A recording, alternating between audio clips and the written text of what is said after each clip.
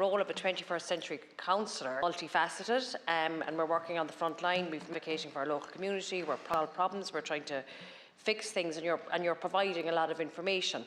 Local councillors and anyone that's been a councillor, I suppose, is acutely aware that their role is changing and developing. As more complex and technical aspects are added into the role, it is crucial that councillors are given the training and support that we need, and a huge part of that and a proper wage. Doing the job of an elected representative in a local authority properly is a full-time job and a highly responsible job, and it should be paid as such.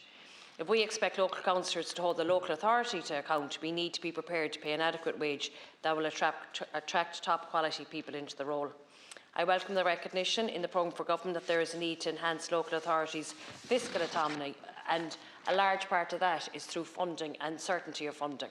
Being dependent on annual government grants, whether for roads, parks, public spaces, and which require the local authority to apply for certain grants under various schemes, introduces more bureaucracy, which then distracts from the services by the executive, which can be offered from the local authority, and impacts upon the elected members' ability to prioritise and direct how the council is to deliver its services. I can't understand why there isn't certain levels of funding that's directed, particularly things like play parks or recreation facilities and the upkeep of playgrounds, which we know need to be done every so often.